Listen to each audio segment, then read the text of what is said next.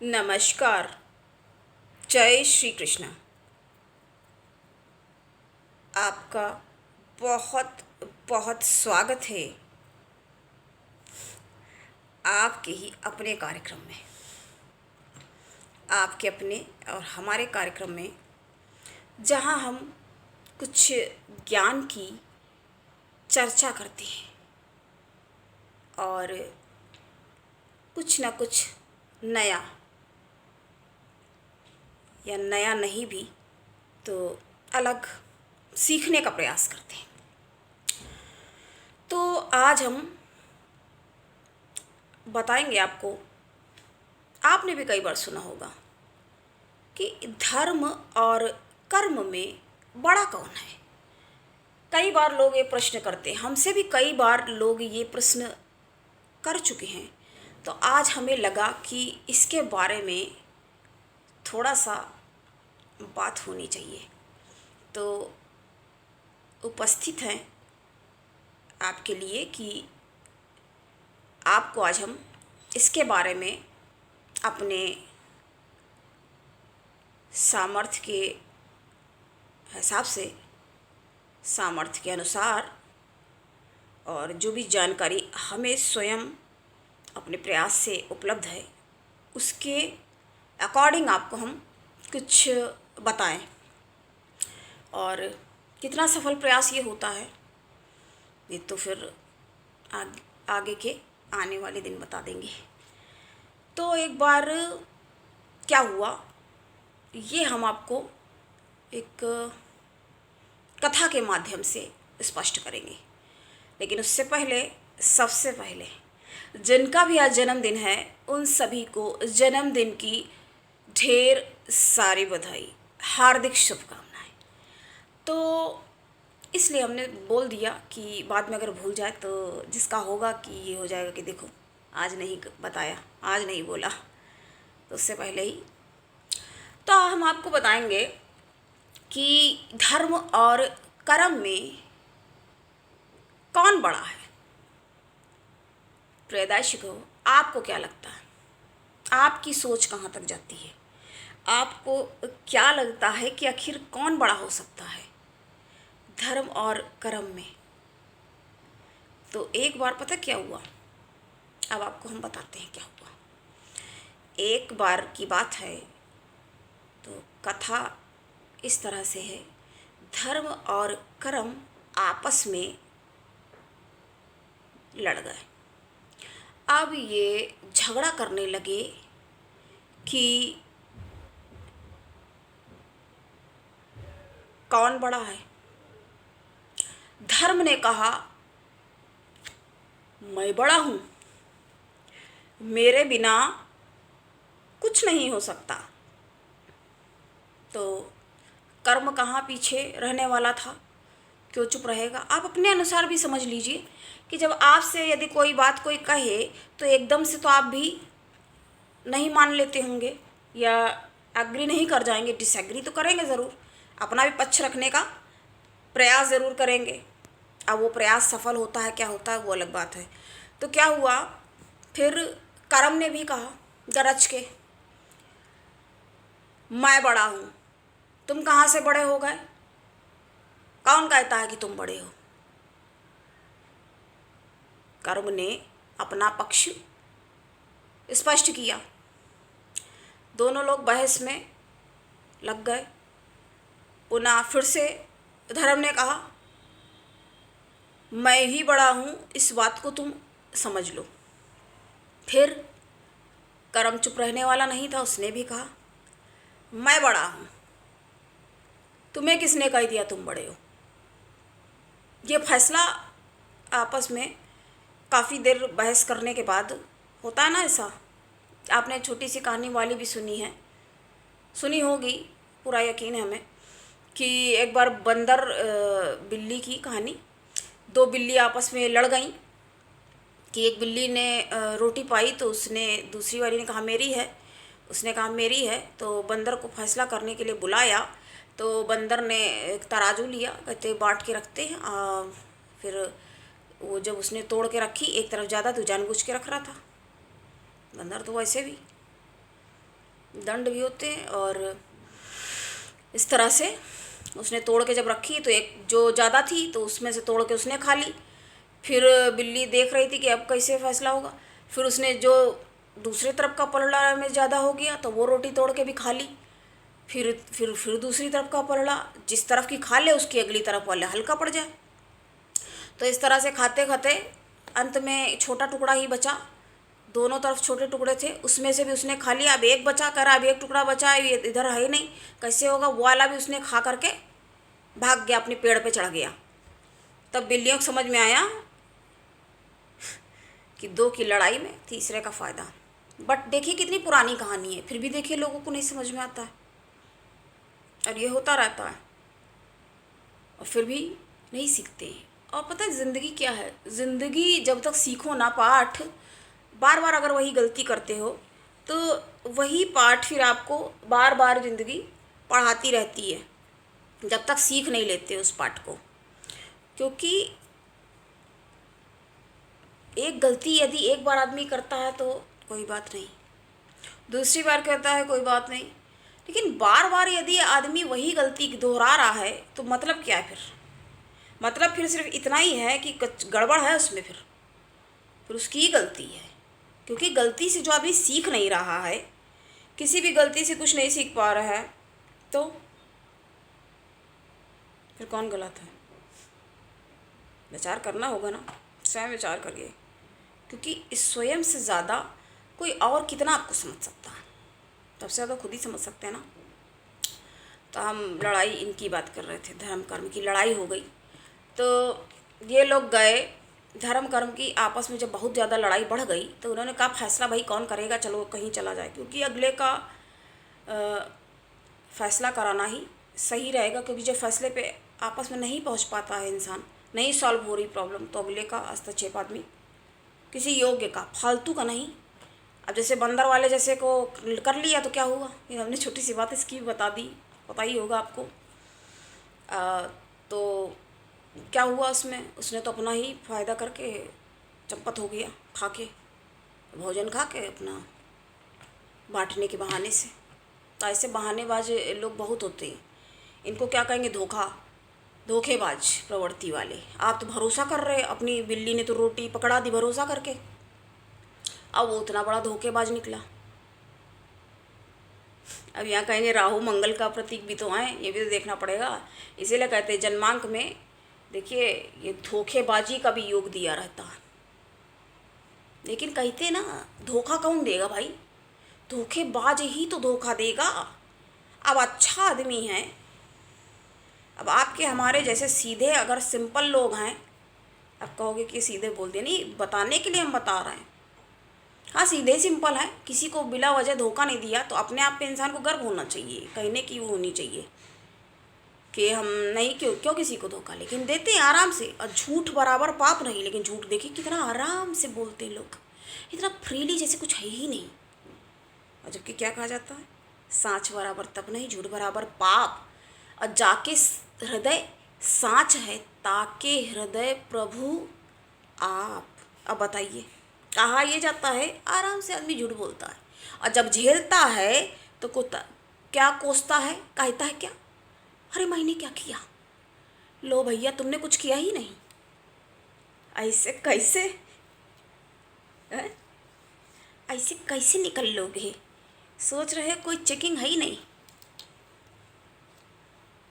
चलिए अभी हम इन बहस में नहीं अभी जा रहे हैं, जो बात है वही बता रहे हैं आपको। और ये भी है कि लगता है कि बड़ी ये लोग भी प्रगति कर रहे हैं।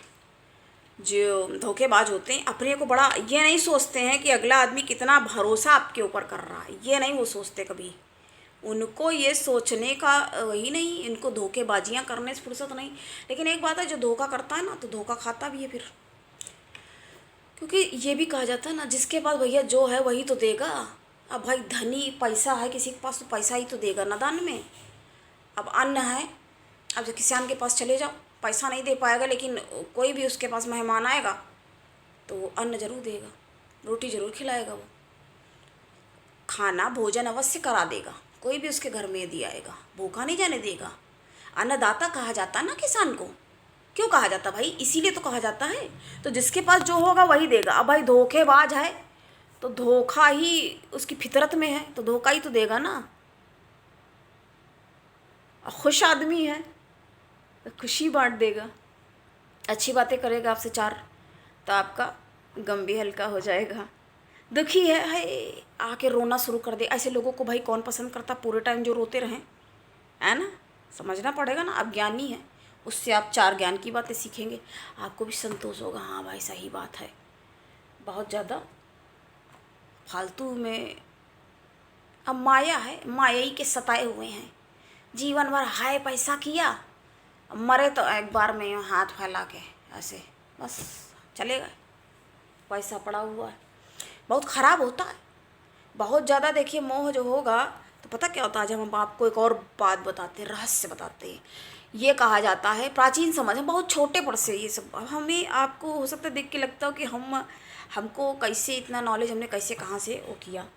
तो हम शुरू से ही एकत्र कर रहे हैं। जैसे हम हमेशा एक उदाहरण बताते हैं, जैसे गुल्लक में नहीं पैसा डाला जाता है, तो आप मेरा नॉलेज को ऐसा समझ सकते हैं, छोटा छोटे बातों से।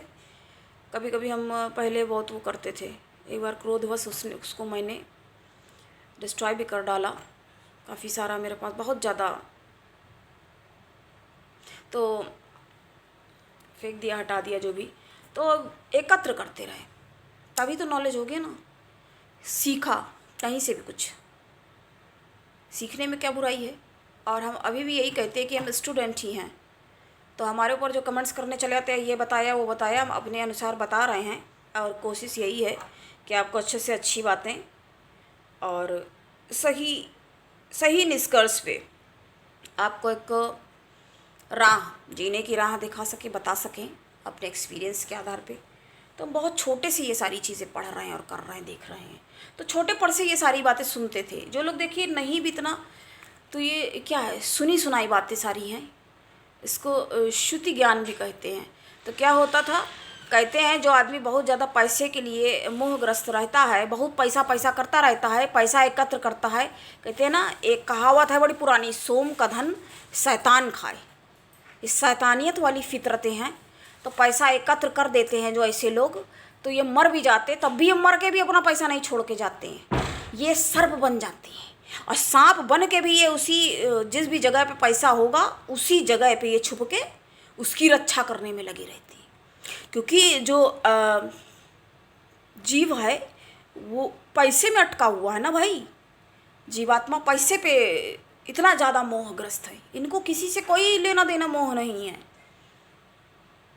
कहते हैं ना, आदमी का बड़ी इसी बात है, थोड़ा बड़ी जो देहाती जैसी बातों में भाषा में बात करते हैं, आदमी का खसम पैसा है। औरत के लिए तो आदमी को मान लेगी कि भाई ये है हमारे पति महाशय, हस्बैंड, पतिदेव, लेकिन आदमी का खसम पैसा है। ऐसी बात कहना तो शायद नहीं, लेकिन बताना तो, लेकिन बिन घरनी घर कहना नहीं चाहते, कौन सा डेरा है ना। ये सब बातें नहीं करनी चाहिए, शब्द भी नहीं, हम शब्द नहीं निकालते गलत।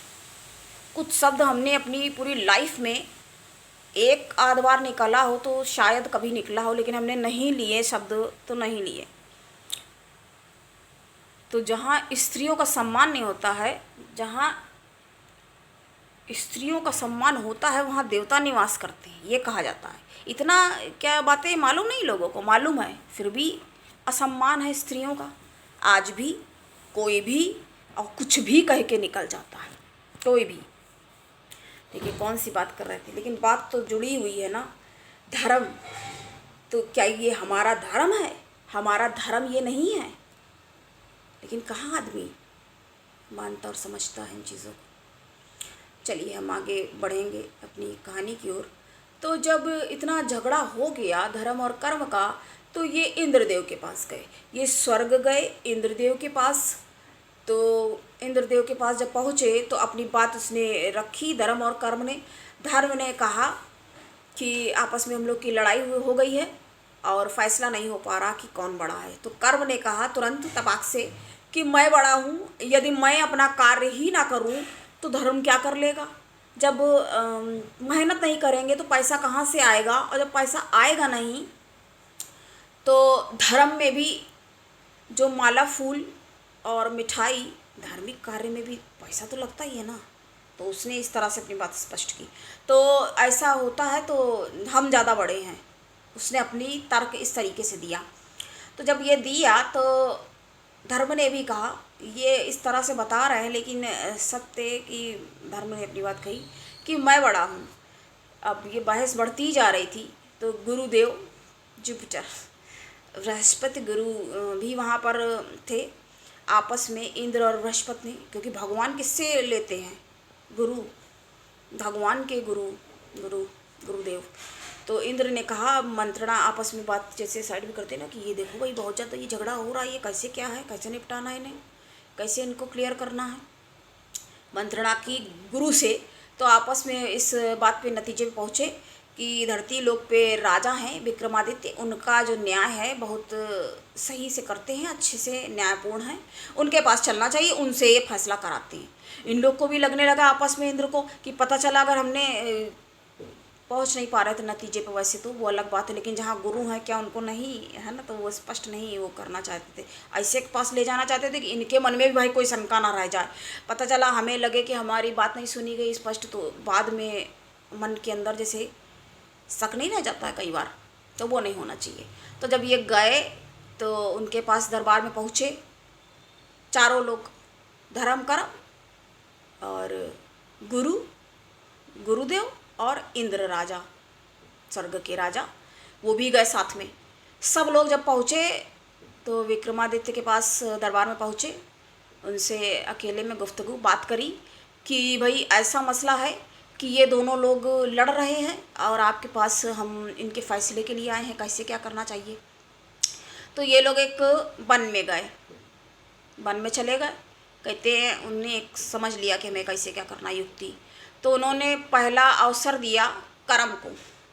तो करम से कहा तुम अपना प्रदर्शन करो, ये लड़का आदमी है जा रहा है तो ये जा करके इसके ऊपर कुछ प्रदर्शन करो कि अपना दिखाओ करम।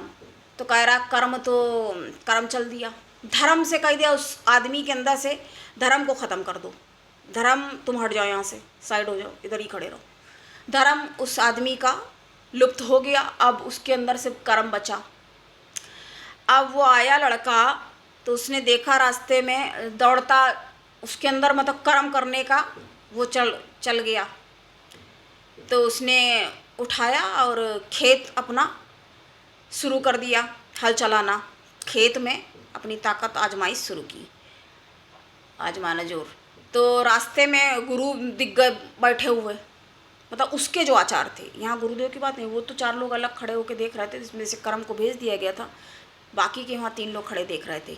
तो उसके आचार जो दिखे तो आचार से उसने एक आवाज़ दी। अब वो तपस्या में लीन थे तो उनको देखा, उनसे कहा ए आचार हट जाओ यहाँ से। तो आचार्य क्योंकि मग्न थे तो उन्होंने नहीं सुना। तो उनके साथ देखो कैसा है ये आचार, अब उसके पास धर्म तो था नहीं, उसको ये तमीज़ नहीं आ रही थी कि हम आचार्य से कैसे बात करें, क्या कुछ नहीं। तो उनको खूब उल्टा सीधा चिल्लाने लगा और उनके साथ गलत व्यवहार किया, दुर्व्यवहार किया उनके साथ, उनके ऊपर अभद्र भाषा का प्रयोग किया। बैठे हुए यहाँ ये वो उटपटांग बातें उनको 4 सुनाई। जब कुछ शोर मचा, वहाँ पे कोलाहल हुआ, तो उनका भी ध्यान ऐसे भंग हुआ। तो उन्होंने देखा अरे इसको क्या हो गया, इतना बदतमीज है ये, तो हमारा शिष्य होने के बाद इस तरह से बिहेव कर रहा है। तो उन्होंने क्रोधित अवस्था में उसको शाप दे दिया, गधा हो जा तू, ये बोल दिया। अब वो गधा बन गया। अब गधा बन के वो विचरण करने लगा। अब विचरण करता रहा तो उतने देर में उसकी पत्नी आ गई उस गधे की, मतलब गधे क्या वो आदमी की। तो उसने गधा औरत के पास गया, उसने बात आपस में करी जैसे भी। तो गधे की पूरी बात औरत को समझ में आ गई कि ये कैसे इसने कुछ किया है, और उसी क्रोधवश में शाप दिया। अब ये कर्म अपना सारा प्रपंच फैला के वापस चला गया, उसने कहा। और वो गधा इधर से उधर दौड़ने लग गया, दौड़ा दौड़ा घूमे पूरे उसमें, खेत के ऊपर कूद जाए, इधर से इधर जाए उधर जाए, अब वो औरत भी बड़ी परेशान, ये तो आदमी है, ये गधा बन के देखो क्या फैला दिया इसने, तमाशा ड्रामा कर रहा है।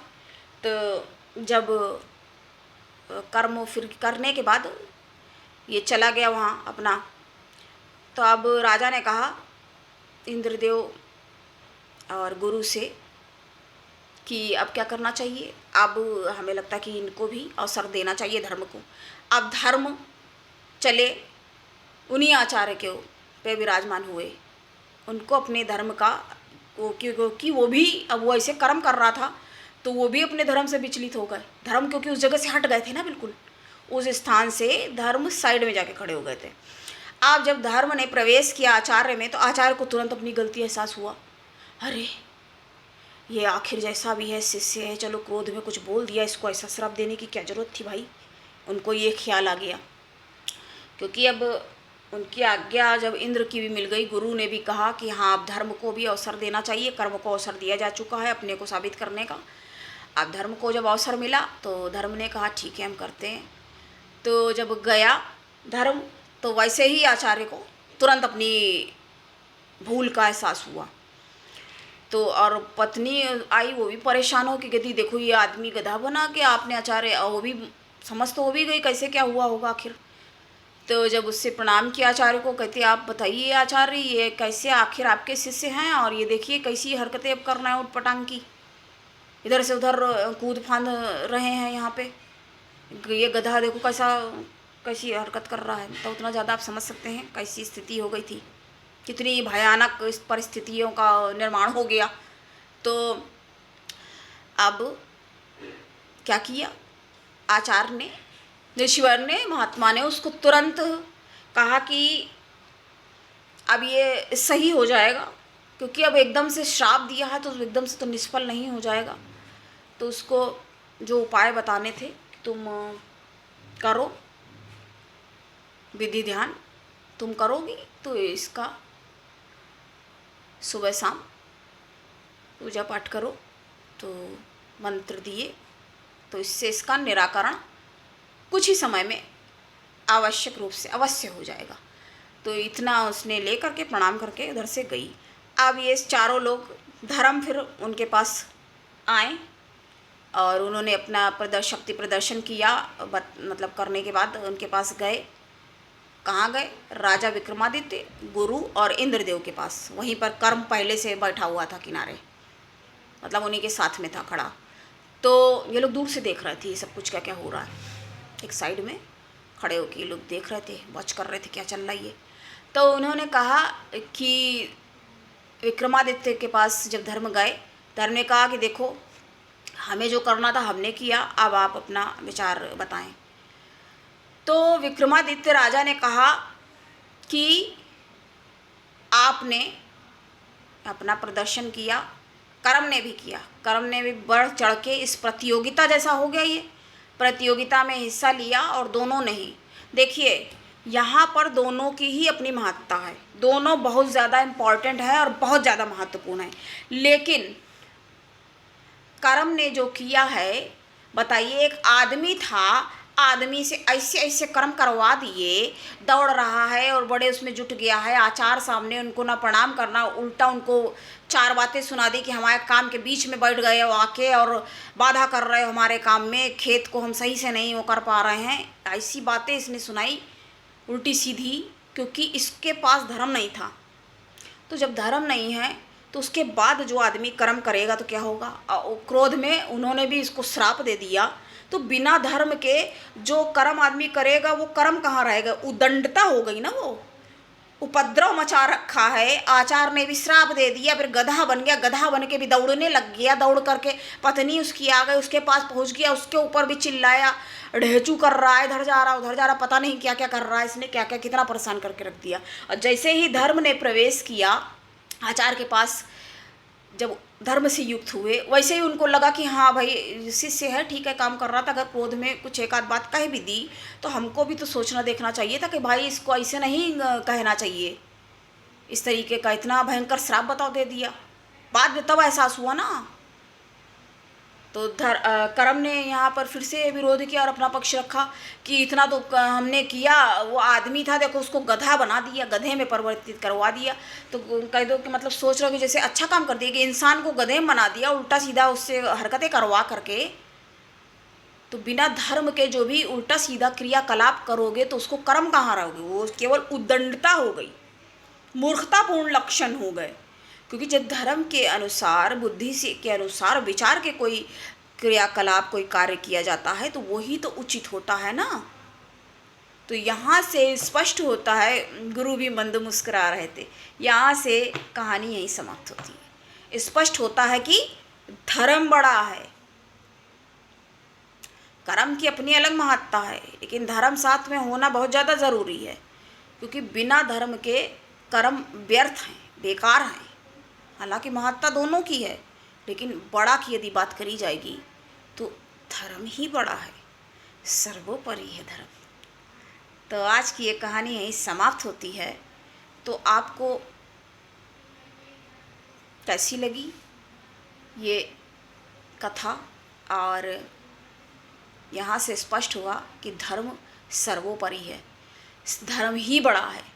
क्योंकि जब आदमी केवल कर्म में ही लिप्त है, धर्म का उसको भान ही नहीं रह गया है, तो अपनी मूर्खता, जी हाँ मूर्खता में ही तो परिवर्तित होने में समय नहीं लगे, क्योंकि वो अहंकार में भी आ जाएगा ना साथ में। ऐसा आदमी अहंकार से ग्रस्त हो जाएगा। अहंकार में ग्रसित व्यक्ति कैसी मूर्खता के लक्षण प्रदर्शित करता है, ये लगता नहीं किसी को बताने की आवश्यकता है, देख नहीं लिया कहानी में। तो आज हमने आपको इनके बारे में बताया। तो इस तरह से हमने जाना धर्म कितना महत्वपूर्ण है। बिना धर्म के व्यक्ति अंधकार में, घने अंधेरे में, घनघोर अंधेरे में खो के रह जाता है। अपने आप को समझ नहीं सकता है, दूसरे को कुछ समझा नहीं सकता है, केवल कर्मी कर्म करता चला जा रहा है सुचारू रूप से। बिल्कुल वाली बात हो गई ना, बैल। बैल को ऐसा लगता है कि वो चल रहा है और कहीं जा रहा है, कहीं पहुंच रहा है, पर वो कहाँ पहुंच रहा है? कहीं भी तो नहीं पहुंच रहा है। क्योंकि वो सिर्फ, क्योंकि आँख में पट्टी बांध दी जाती है ना, जैसे कोल्हू का बैल, अब वो चलता ही चला जा रहा है, उसको तो लग रहा है वो कहीं जा रहा है और पहुंच रहा है, लेकिन वो पूरे टाइम उसी में घूमता रहता है। तो खाली अगर कर्म कर रहे हो, क्योंकि सही दिशा विहीन कर्म सही कैसे हो सकते हैं, इसको मैं थोड़ा सा एक्सप्लेन यहाँ पे करना इसलिए पड़ रहा है कि जैसे जिन लोगों को नहीं समझ में तो आ ही गया होगा, लेकिन फिर भी हमें लगता है जैसे कोई चीज़ नहीं क्लियर हो रही है। क्योंकि दिशा विहीन कर्म से आप उचित परिणाम की अपेक्षा नहीं कर सकते हैं। कर्म जब एक दिशा में, अब जब वो गधा भी बन गया तो उसकी पत्नी आई और उसने प्रार्थना की आचार्य से, उनसे कायदे से बात की, तब उनको तो वैसे एहसास हो भी गया था, उनको और भी ज़्यादा मतलब रियलाइज़ करवाया। क्योंकि रियलाइज करना ये बहुत ज़रूरी हो जाता है। केवल कर्म में लिप्त हो, कर्म में व्याप्त हो, तो वो कहते हैं ना गधा मजदूरी, तो गधा मजदूरी स्मार्ट वर्क ज़रूरी होता है। हर चीज़ को बैलेंस करके, जैसे बैलेंस डाइट, फिट रहना है किसी को, बैलेंस डाइट। तो आज हमने आपको, हमें लग रहा था हमें इसके बारे में बताना चाहिए आपको, तो हमने आपको बताया। और अगर आप अपने बारे में कुछ भी पूछना चाहते हैं तो आप पूछ सकते हो। जन्मांग विश्लेषण कराना चाहते हैं तो आप करा सकते हैं। उसके लिए आपको देखिए, मैं बोलना इसलिए पड़ता है क्योंकि अगर आप पहली बार मेरे चैनल पे आ रहे हैं तो हमें बताना ज़रूरी है, इसलिए आपको बता रहे हैं कि अगर आप पूछना चाहते हैं तो आप अपना डेट ऑफ बर्थ, जन्मदिन की तारीख और प्लेस और टाइम, इतना आप हमें कमेंट सेक्शन में जा कर के आप सेंड कर सकते हो, भेज सकते हो हमें कमेंट बॉक्स में। उसके बाद आपके बारे में आप जो भी जानना चाहते हो, क्वेश्चन भी आप पूछ सकते हो। और अगर आप पर्सनल व्हाट्सएप भी कर सकते हो, आप पर्सनल टेलीफोनिक कंसल्टेंसी आप चाह रहे हैं तो वो पेड होगी, तो आपको आपकी सुविधानुसार यहाँ पर थोड़ा सा टाइम लग सकता है, क्योंकि काफ़ी सारे लोगों का पहले से ही बताना है। और क्योंकि जो लोगों का पहले से पढ़ा है उनको वो पुराने होते जाएंगे तो उनको भी बताना ज़रूरी है। तो यहाँ आपको हड़बड़ाना और घबराना नहीं है। देखते हम सबका है, आप ये ना सोचें कि, और हम खुद ही पढ़ते हैं क्योंकि मेरे कमेंट्स हैं, अब हम उनको हमें क्या जवाब देना है और कौन कितना पुराना है वो हम अच्छे से जानते हैं। कोई अगला हमारे नहीं हमारा सामान छूता है। और चाहे वो हमारा मेरा लैपटॉप हो या मेरा मोबाइल, मेरी कोई भी चीज़ें हमें पसंद नहीं है। और वैसे भी कमेंट्स में अगर कोई भी, तो हम ही रिप्लाई करते हैं उसे, क्योंकि मेरे दर्शक हैं तो हम ही उनसे बात करेंगे। और फालतू के लोगों की तो हमें आवश्यकता भी नहीं है। हमारे जो भी दर्शक वर्ग हैं वो हमारे अपना बुद्धिमान है, उनको खुद पता रहता है।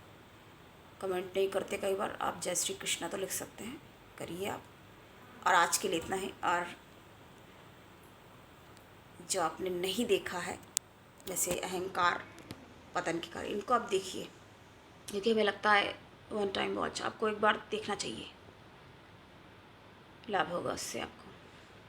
तो आज के लिए इतना ही। मिलते हैं फिर किसी अन्य चर्चा के साथ, एक नए टॉपिक के साथ। तब तक के लिए नमस्कार, जय श्री कृष्ण।